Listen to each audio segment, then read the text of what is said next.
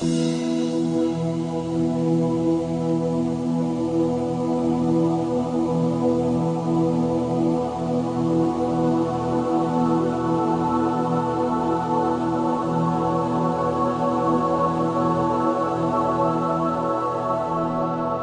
le sud de l'océan Pacifique, 83 îles volcaniques forment l'archipel du Vanuatu.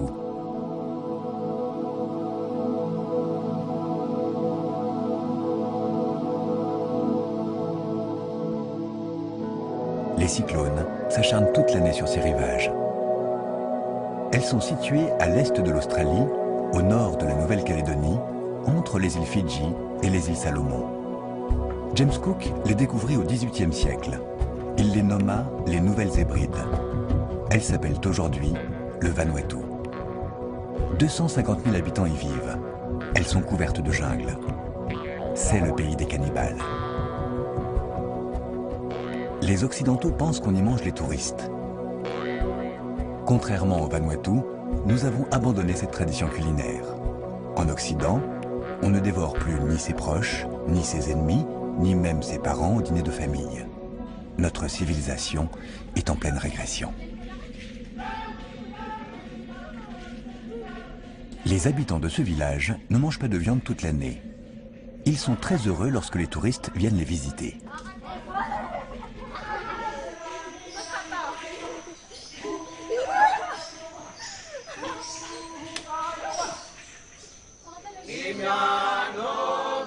Chaque printemps, le village fête le retour des touristes.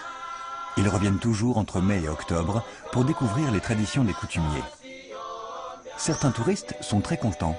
Ils font des économies car ils ne payent pas leur cercueil lorsqu'ils se font dévorer. L'avantage des pays cannibales, c'est de n'avoir pas besoin de construire des cimetières. Leur chant évoque l'âge d'or, celui d'avant l'arrivée des premiers Blancs. Ils nous racontent que les coutumiers sont très bien élevés car ils utilisent toujours une fourchette pour manger un touriste, même lorsqu'ils sont seuls.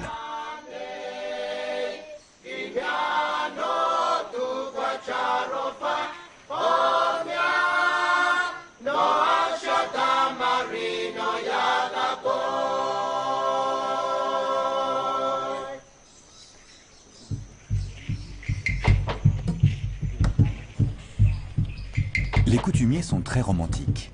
Ils allument toujours des feux de bois pour inviter les touristes à dîner.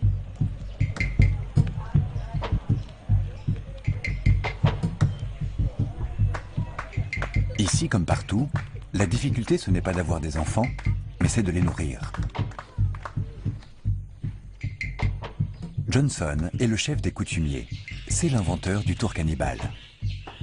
Quand il ne prépare pas la cuisine pour son village, il met en scène sa coutume pour les touristes et veille à ce que les coutumiers se comportent toujours comme de bons sauvages.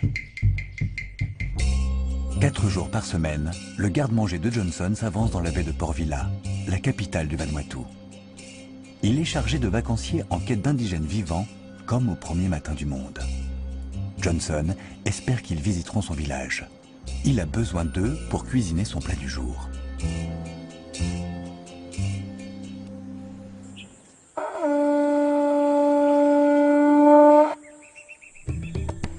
Les touristes se déguisent toujours en explorateurs pour ne pas être confondus avec les bêtes sauvages qui rôdent dans la jungle.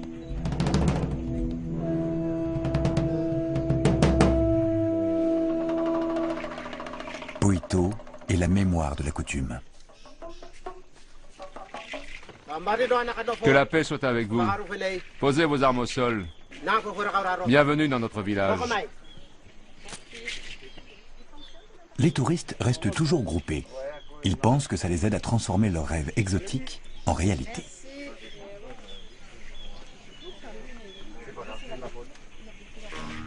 Les coutumiers savent que les touristes ne voyagent jamais pour changer d'idée, mais de décor. C'est la raison pour laquelle ils ont inventé le tour cannibale. Chaque matin, Johnson explique l'histoire du Vanuatu. Les touristes ont toujours faim d'apprendre. Ils dévorent ses paroles et mangent ses mots. Ici, c'est très important pour notre coutume. Par ici, il y a un peu plus de place. Vous allez découvrir comment on vivait au Vanuatu il y a 1000 ans.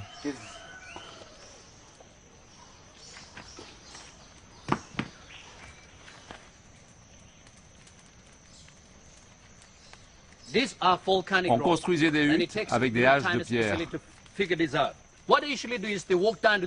On utilisait de la pierre volcanique que l'on ramassait au bord de la mer.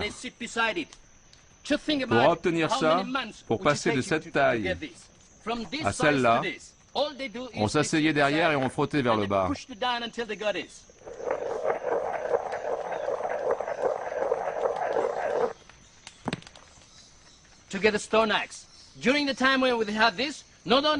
On faisait aussi des lance-pierres avec ça.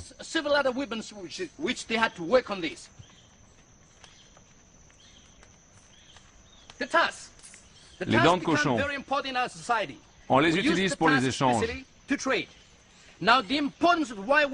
L'importance des dents est liée à l'élevage domestique du cochon.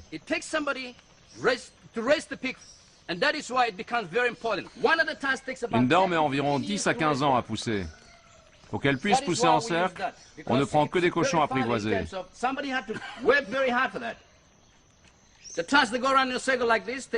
On peut aussi se marier avec une fille. Pour se marier, il faut posséder beaucoup de dents. Si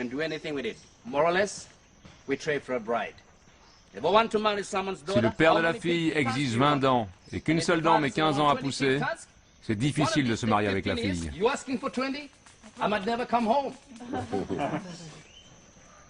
Vous savez ce que ça signifie, ces 20 dents pour le père d'une fille?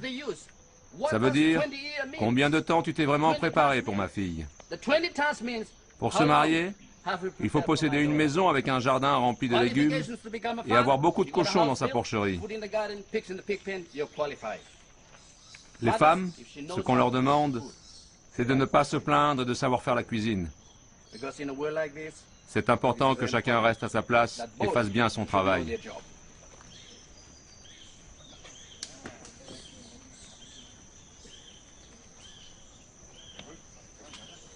Il n'y a que l'argent pour oublier qu'on est pauvre. Une fois gagné, il disparaît plus vite que les touristes. Les 30 derniers jours du mois sont les plus durs.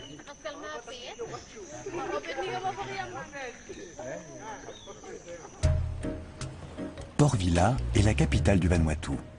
C'est le centre politique, économique et touristique. 50 000 personnes y vivent. 94% de Mélanésiens, dont 7 000 chômeurs, et 6% d'Occidentaux. Chaque soir, après son travail avec les touristes, Johnson longe les villages chics du bord de mer pour rentrer chez lui. Il a fui la pauvreté de Futuna, son île natale, au sud de l'archipel.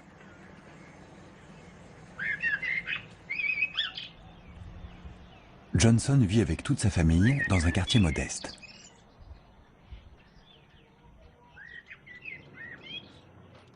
Ça, c'est la cuisine. J'aime rentrer ici chaque soir après le travail du tour cannibale qui est parfois très dur. Ici, j'ai tout, j'ai même l'électricité. Je peux faire bouillir de l'eau. Je peux cuire des plats pour manger. J'aime manger la cuisine faite avec les produits naturels. C'est meilleur. De ce côté-là, nous avons la douche et les toilettes.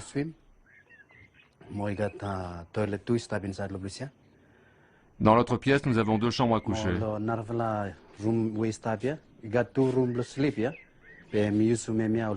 Celle-là, c'est le bureau. Je l'utilise pour l'administration de mes 2 projets.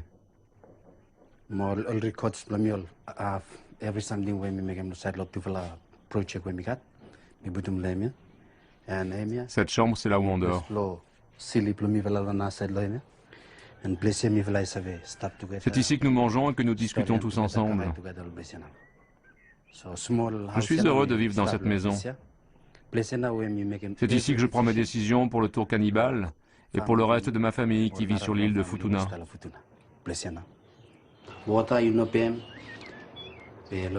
Même si on gagne un peu d'argent avec le tour cannibale, la vie est très chère.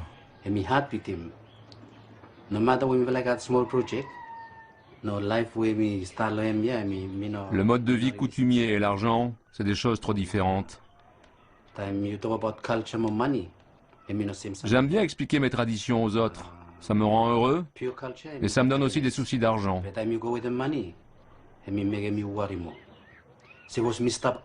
Quoi que je fasse, l'argent devient vraiment un gros problème pour vivre ici. Ma mère, elle est venue ici parce qu'à Futuna, il n'y a pas d'infirmier pour faire des piqûres. Elle avait une petite infection, ça s'est aggravé. J'ai dû la faire venir à Port Vila. La gratuité de l'école et des soins médicaux poussent les habitants de Futuna à quitter leur île.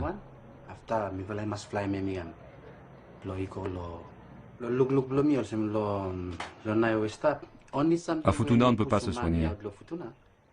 À Port Vila, il n'y a pas de travail. Si les habitants de Futuna arrivent à vivre de la pêche, je pense qu'ils préféreront rester là-bas. À Futuna, on ne paye ni loyer, ni eau, ni électricité.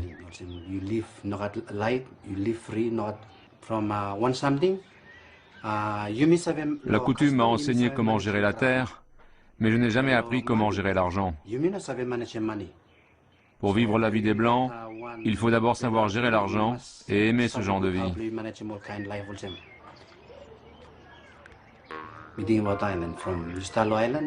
Je pense souvent à mon île. Là-bas, tout est gratuit.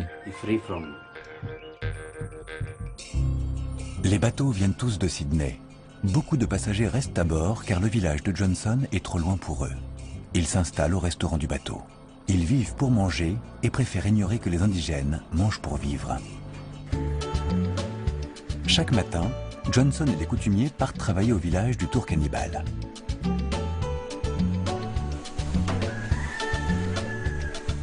Pour transmettre la coutume, les balais sont aussi utiles que les armes et les plumes.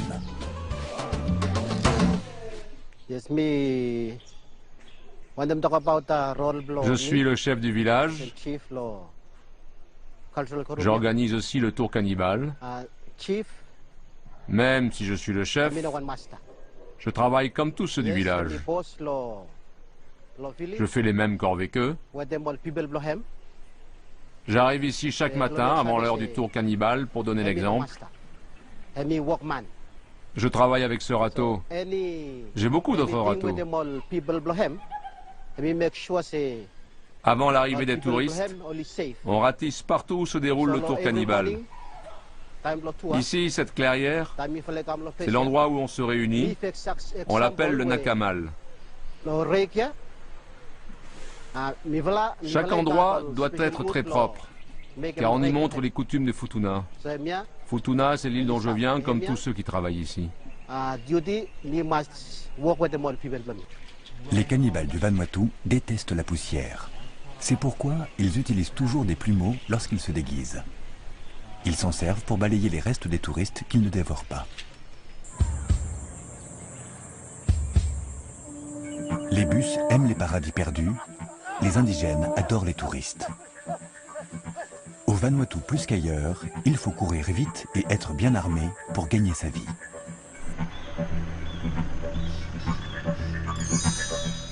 Pour chasser le touriste, il faut penser comme lui. Si à la chasse, on tue pour manger, ici, on relâche toujours le gibier.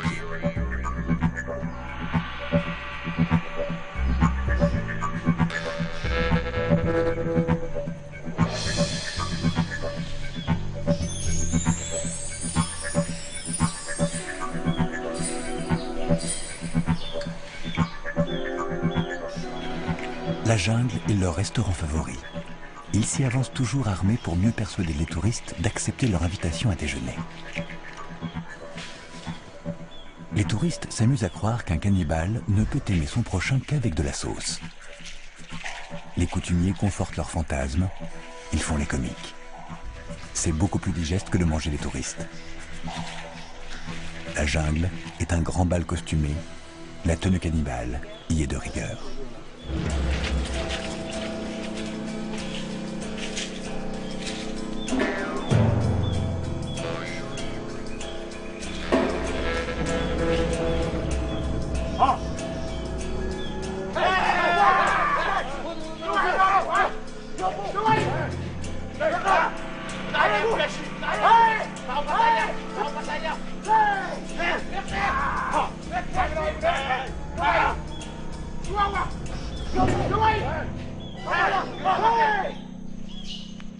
Au contraire de la France, Il n'existe aucun peuple non civilisé au Vanuatu.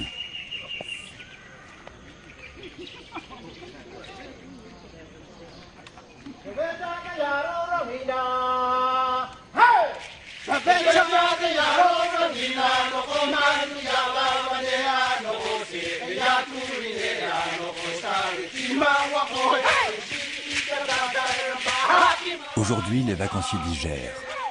Ils ont du mal à s'abandonner au rythme.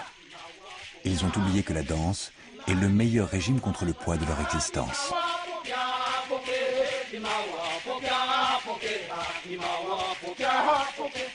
Si tout le monde dansait, il n'y aurait que des cannibales et plus aucun touriste à manger.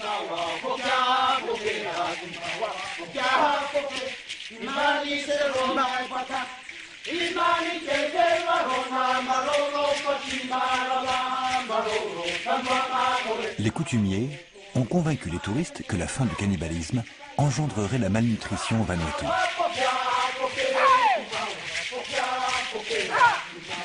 Leur chant nous raconte que l'âme est le meilleur morceau à manger chez un touriste, qu'elle doit être belle pour avoir un bon goût, que l'on devient un ruisseau sans source si l'on oublie ses ancêtres.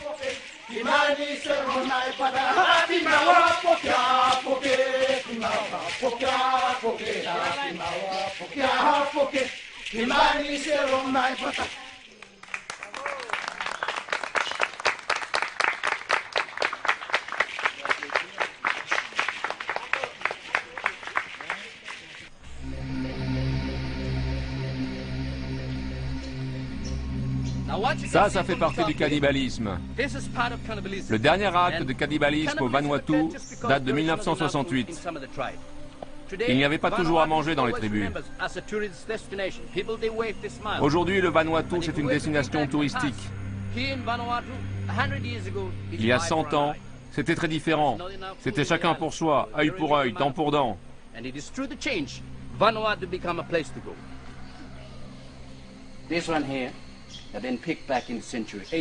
Ce crâne date vraisemblablement du XVIIIe siècle. Les bananes, les papayes, les mangues n'existaient pas encore dans les îles. C'est les Blancs qui les ont apportés. Au XVIIIe siècle, il y avait 1 million d'habitants dans tout l'archipel du Vanuatu. Aujourd'hui, nous ne sommes plus qu'environ 240 000. Aujourd'hui, le Vanuatu, c'est un endroit facile à vivre.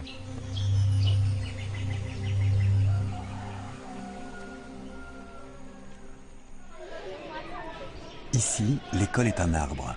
C'est le grand livre de la jungle. Les enfants passent leur temps sur ses plus hautes branches pour être à la hauteur de ce qu'on attend d'eux. Ils y apprennent qu'il faut obéir à sa nature, vivre ses rêves, car rien ne dure. Pour eux, la forêt vierge n'est qu'un conte pour touristes. Cet arbre, c'est un banyan. Il joue un rôle très important dans notre coutume.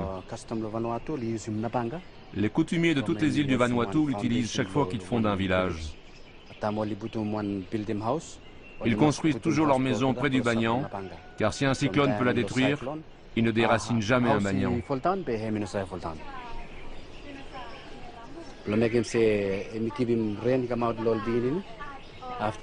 Quand le cyclone devient dangereux, tout le village se réfugie à l'intérieur pour se protéger de la pluie et du vent.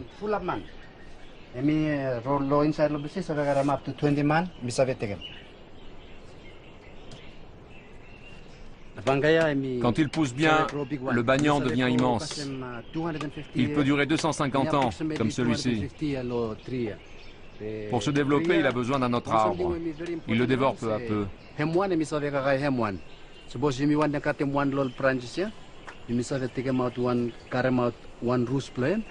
Pour le faire pousser, on attache ses racines à ses branches. Cette racine pousse d'abord sur un autre arbre, avant de venir se développer sur celui-ci.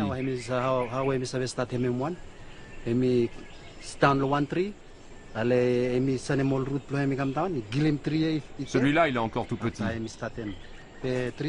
Certains deviennent aussi grands qu'un terrain de football. Ses racines et ses branches vont encore se développer pendant de nombreuses années. Notre tradition respecte beaucoup cet arbre. culture and respect them three big one.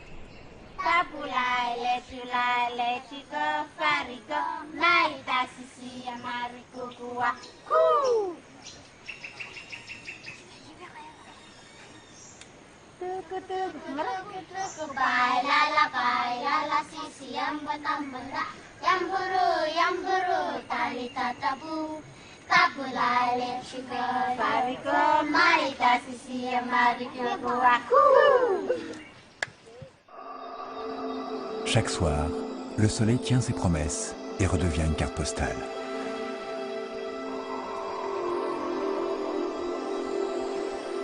Le Vanuatu a construit un très beau pays autour de ses hôtels.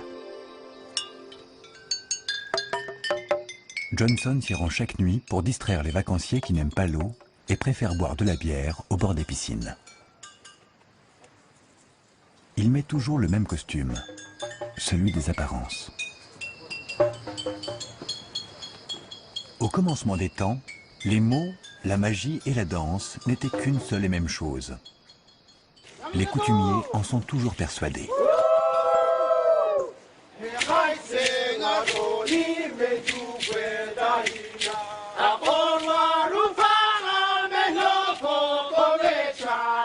Leur danse nous raconte que les grandes mouettes blanches naissent de l'écume lorsqu'on pagaille dans les vagues du Pacifique.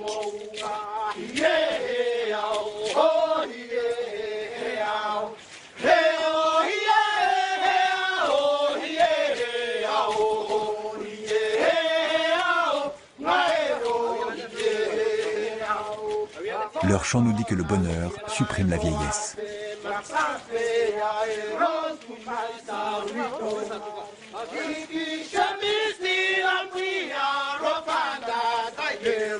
Au XIXe siècle, les Blancs écumaient les îles du Vanuatu pour envoyer les natifs travailler dans les mines de nickel de Nouvelle-Calédonie.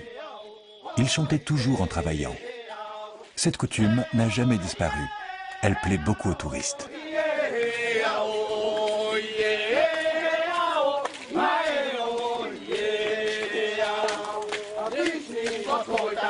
Ce soir, les vacanciers dansent sans inquiétude, car ils ont engagé des babysitters végétariennes pour garder leurs enfants.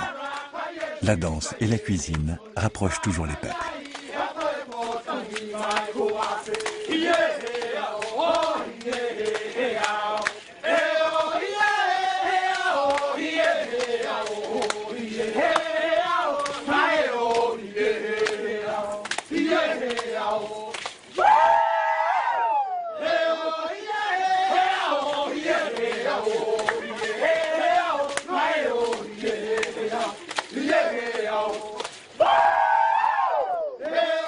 À force de tourner en rond, la coutume devient peu à peu une farce qui tourne mal.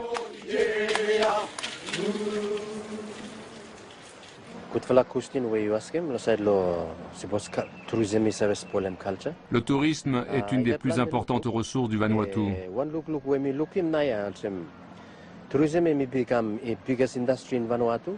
Son développement peut aider à préserver notre culture, car il ne détruit rien réellement.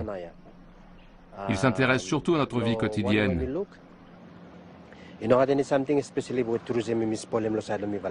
C'est à nous de contrôler notre évolution lorsque les Blancs nous proposent un nouveau mode de vie. Le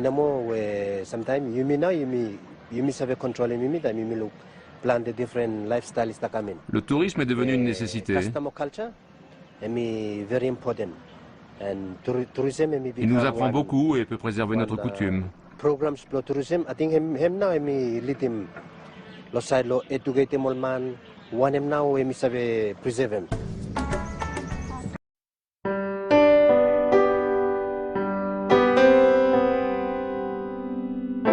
Aujourd'hui, il n'y a ni bateau, ni tour cannibale. Johnson et sa famille font les touristes. Ils partent en vacances, ils vont à la plage. La jungle en profite pour faire pousser ses arbres généalogiques.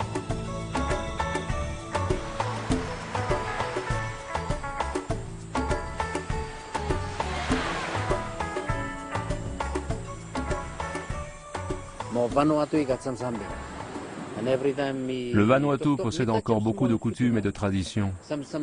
C'est d'elle dont je parle aux touristes qui viennent au tour cannibale. À Futuna, nous en avons perdu une des plus importantes. On marchait sur l'eau, sur la mer. C'est ce que me racontait mon grand-père. Cette tradition-là, on l'a définitivement perdue.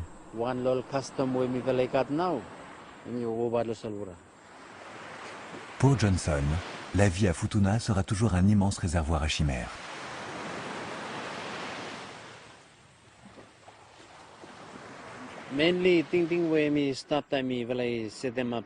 Mon projet, c'est de construire un village coutumier pour apprendre aux jeunes comment conserver notre culture. Ce village créera des emplois pour tous les jeunes de Futuna qui vivent à Port Vila et qui sont sans travail. Pour eux, la vie à Port Vila n'est pas facile. Je veux leur rendre leur dignité en valorisant notre culture. Les jeunes qui travaillent avec moi comprennent qu'il faut sauver notre culture.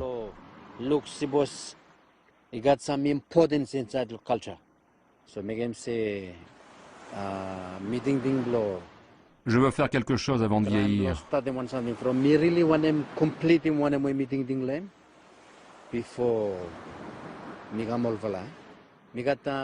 Mon projet de village coutumier est destiné aux touristes et à toute la population.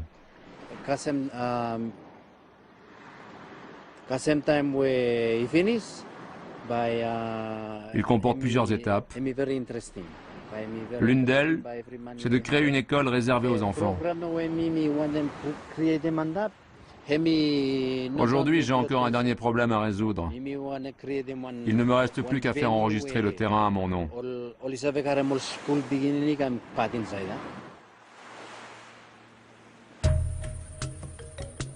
Les meilleurs terrains sont progressivement achetés aux coutumiers par les Australiens et les Néo-Zélandais pour y construire leurs maisons.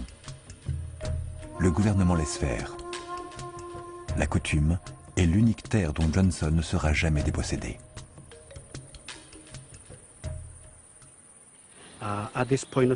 Pour l'instant, je ne fais encore qu'en parler. Un jour, on verra comment les gens de Futuna vivent dans un village coutumier.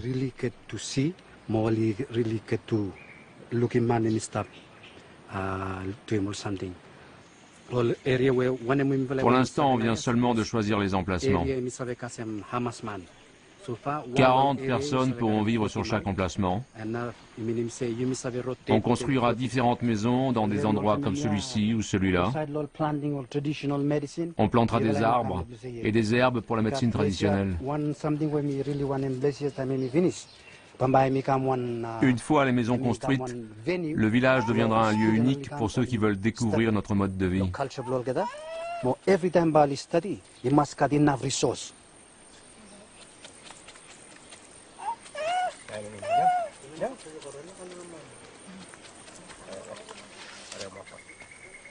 Johnson ignore encore que l'innocence est hors de prix. S'il réalise son projet, il transformera son village en véritable zoo humain. Son dilemme, c'est que les touristes garantissent la survie de sa communauté à condition qu'ils la transforment en objet de musée. Le jour où les villages indigènes auront tous disparu, il ne restera plus que Walt Disney et les philosophes des Lumières pour imaginer le bonheur éternel. Le Pacifique est un songe dans lequel se perdent depuis toujours les nostalgiques des paradis perdus.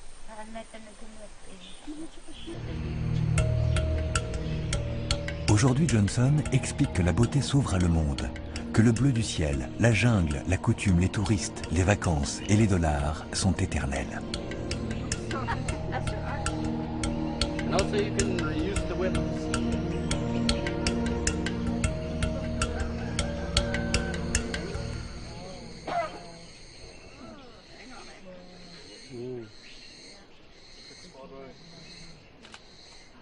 Celle-là, c'est une très belle araignée. Hein? Il y en a des plus grosses. Elle colle. On l'utilise pour attraper les poissons. Elle se rapproche.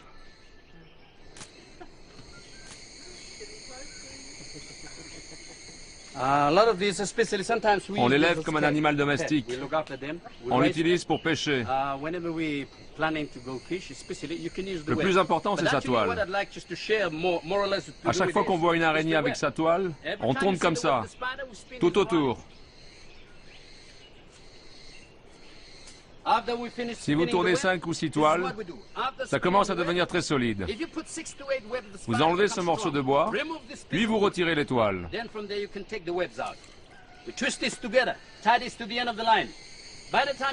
Vous les enroulez une à une, puis vous les attachez à une ligne.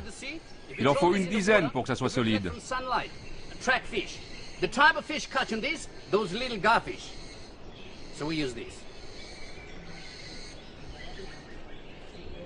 Ça, c'est un piège pour prendre les animaux sauvages. On les capture lorsqu'ils pénètrent à l'intérieur. Le plus important dans un piège, c'est de savoir comment fermer la porte pour piéger l'animal. Vous voyez?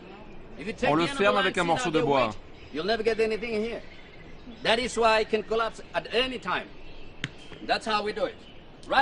Ce piège-là, c'est encore plus rapide pour capturer l'animal.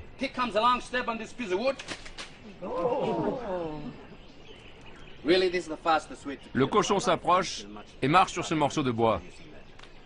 Si on utilise ça pour capturer les animaux sauvages, ça va très vite. On continue tout droit de l'autre côté.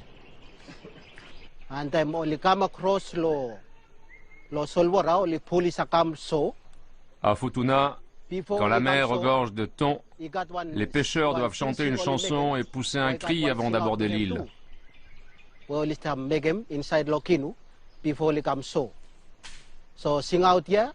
Voici ce cri.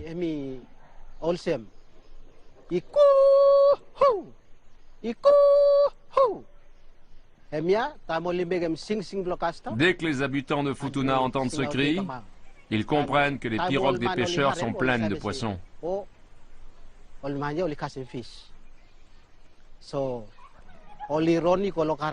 Ils vont au jardin coutumier cueillir des feuilles pour faire cuire le poisson.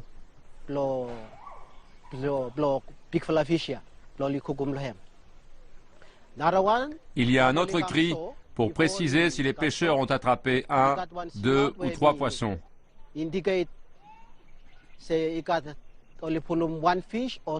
Voilà le cri.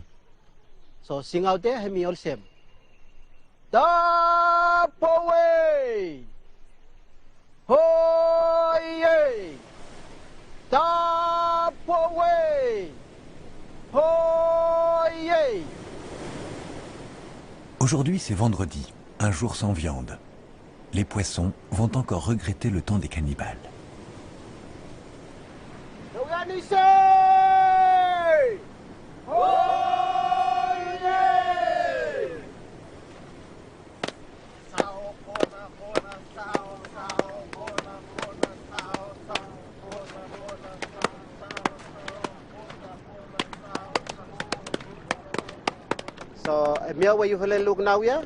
Ce que vous voyez, c'est un test pour vérifier si ces lianes ont le pouvoir de tuer le poisson.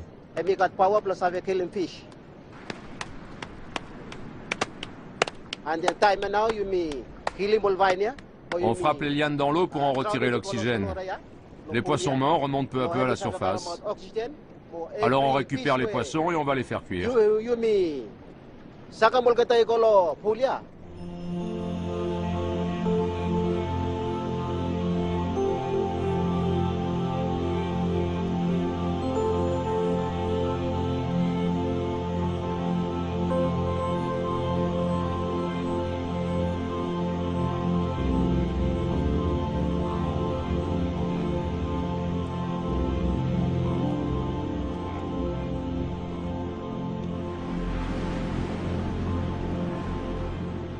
Même si les poissons sont minuscules, ils se multiplient toujours lorsqu'on les mange en commun. Le miracle de la coutume, c'est le partage.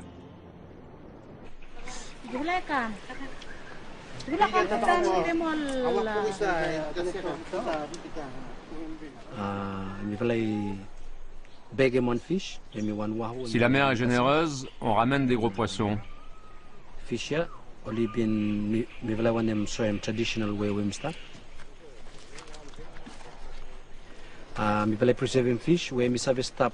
Leur grosseur permet de les conserver pendant 4 à 5 mois. Si la mer est trop violente, on ne peut pas pêcher. C'est pour ça qu'on mange toujours que la moitié du poisson. On garde l'autre moitié, on ne gaspille rien.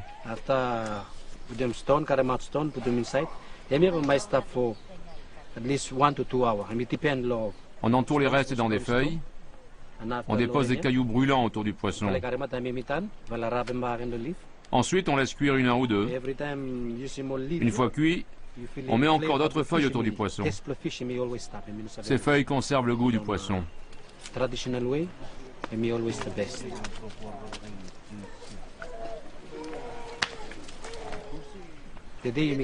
Cette cuisson traditionnelle permet de nourrir toute une famille. Aujourd'hui, demain, même après-demain. Johnson a d'autres idées pour aider les siens. Le tour cannibale ne peut pas tous les nourrir. Mon deuxième projet, c'est de conserver le poisson de manière traditionnelle pour le vendre. Aujourd'hui, on l'enveloppe de moins en moins dans des feuilles.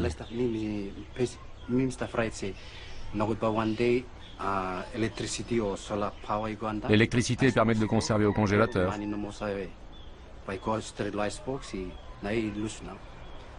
Je veux créer une conserverie de poissons pour créer des emplois et montrer aux jeunes qu'il y a du travail à Port Vila.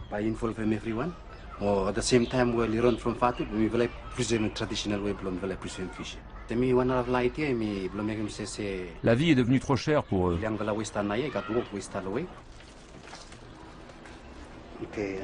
Les poissons que nous utilisons sont déjà cuits.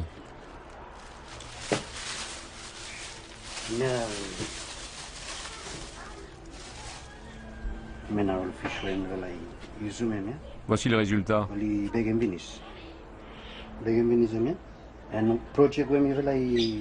On retire l'air des poissons, puis on les met dans des sacs plastiques.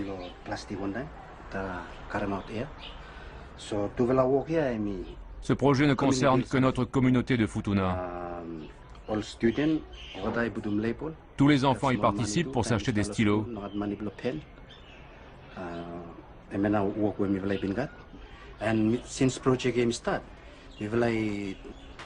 Avec ce projet, la vie quotidienne de notre île s'améliore. Il y a moins de problèmes dans les familles de Futuna. Les hommes et les femmes travaillent ensemble. Ils ramènent beaucoup plus de poissons. Quand j'ai lancé le projet, j'ai demandé aux pêcheurs de fabriquer plus de pirogues. Depuis la fin de l'année dernière, je peux vous dire que tout le monde va pêcher avec sa propre pirogue.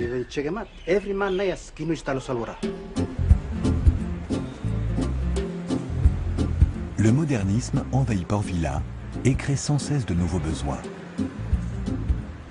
Vivre dans cette ville est un permanent souci d'argent.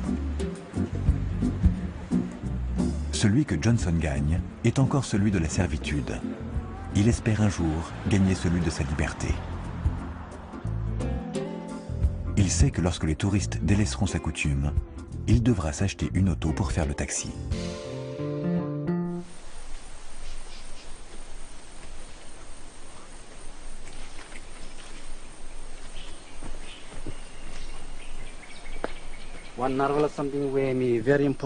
Ici, on plantera du bois utile, comme cet arbre.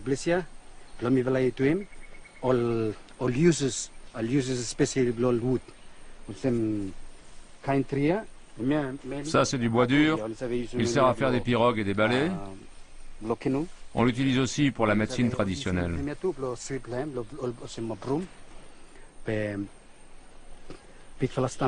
On se sert aussi des lianes pour attacher les choses, même si on utilise les clous. Les clous ont conquis notre culture.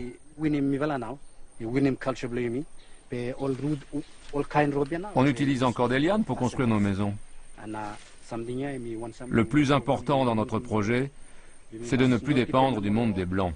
On doit pouvoir survivre avec ce que l'on a, même sans les clous.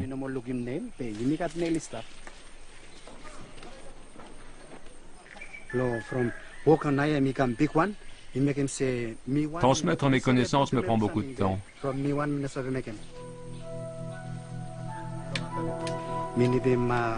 J'ai besoin d'aide pour enseigner aux jeunes.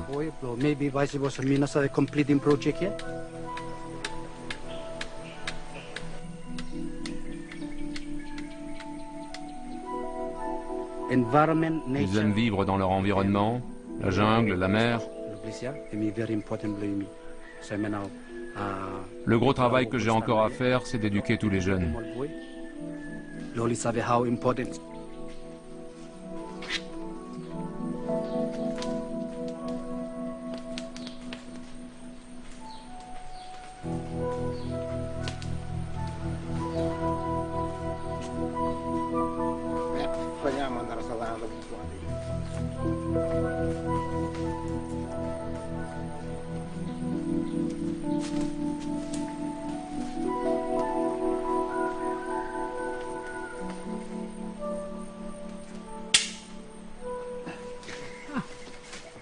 Les chasseurs de rêves racontent qu'il vaut mieux briser une corde plutôt que de n'avoir jamais tendu un arc.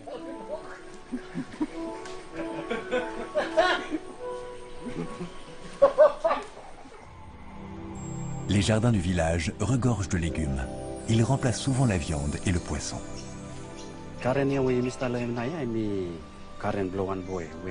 Ce petit jardin appartient à nos pas. Il travaille aussi pour le projet.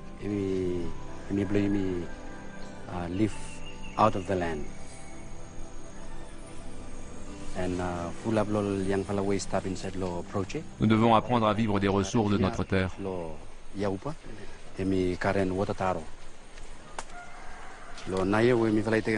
Avec ce taro, on va pouvoir préparer un grand repas. Aujourd'hui, on clôture le deuil de Ramana. Elle travaillait à notre projet. C'est pour ça qu'on est venu déterrer quelques tarots. Ce soir, on va clôturer notre 7e jour de deuil.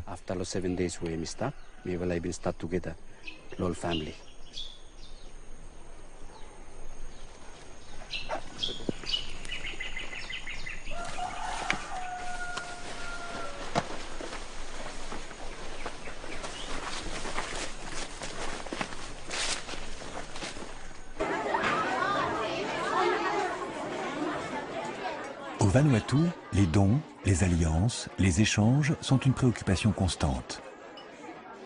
Les décès sont toujours prétexte à partager un repas.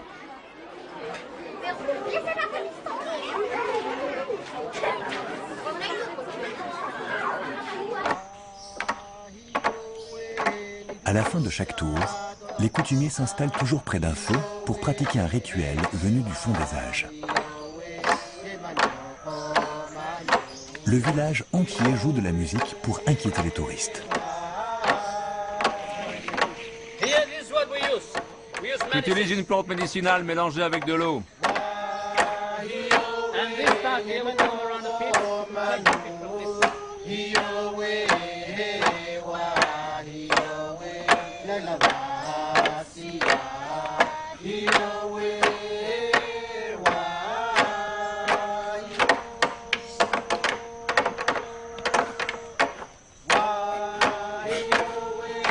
En marchant sur le feu, Johnson nous suggère qu'il faut savoir vaincre ses peurs, que nos limites ne sont que celles de notre esprit, que l'espérance est un risque qu'il faut savoir prendre.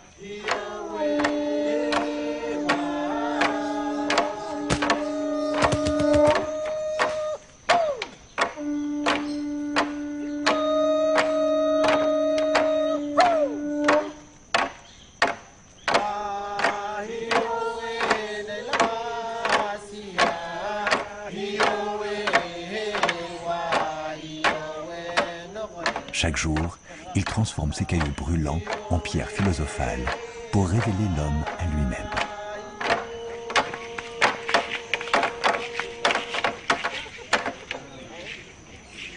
Regardez bien les pierres. Je jette un peu d'eau dessus.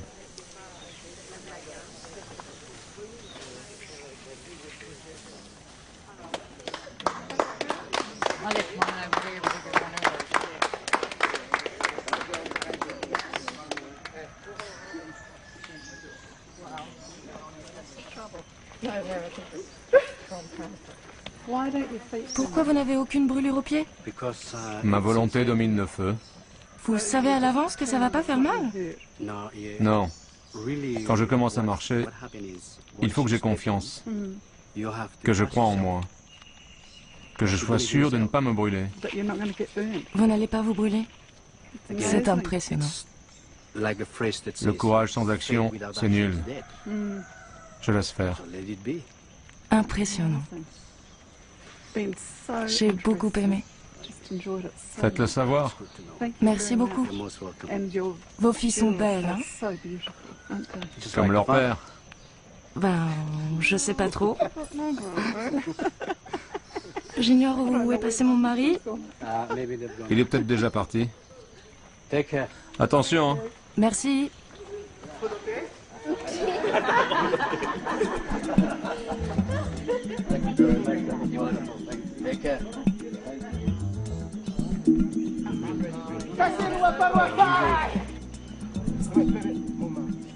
Leur spectacle parodie l'imagerie sulfureuse du cannibalisme répandue par les missionnaires au XIXe siècle. Les natifs ont oublié que leurs ancêtres pensaient qu'on leur volait leur âme lorsqu'on les photographiait. Aujourd'hui, les touristes ne craignent rien, car ils n'ont pas d'âme et les coutumiers vivent de leurs photos.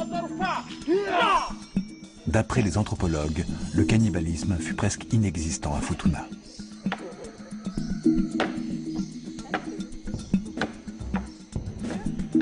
Le tour cannibale n'est encore que le premier acte du grand show théâtral imaginé par les coutumiers. Demain, il faudra utiliser plus de saguet pour le tour. Finissons la journée par la prière.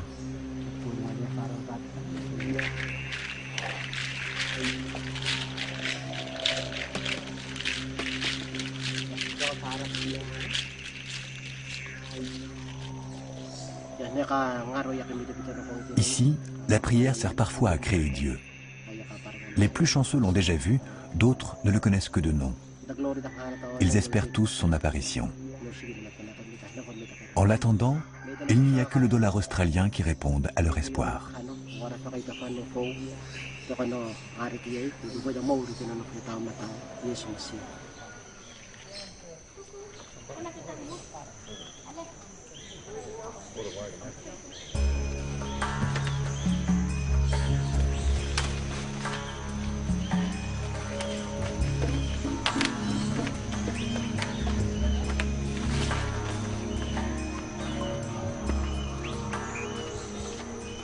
Johnson a découvert que l'argent avait une forte odeur. C'est pourquoi il enveloppe toujours ses dollars dans des feuilles. S'il aime la verdure, il ne deviendra pour autant jamais végétarien. Avant de se faire dévorer par un touriste, il continuera à manger de la viande. Il a appris qu'une rumeur prétend qu'Adam et Ève furent chassés du paradis pour avoir mangé une pomme à la place du serpent.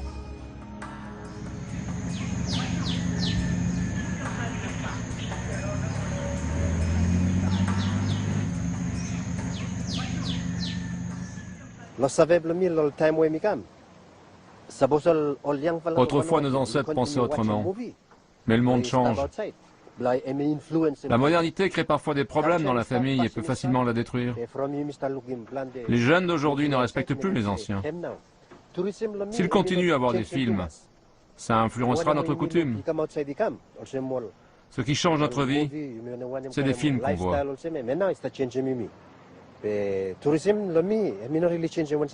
Je pense que le tourisme ne changera pas grand-chose à notre coutume, car ceux qui viennent ici la respectent.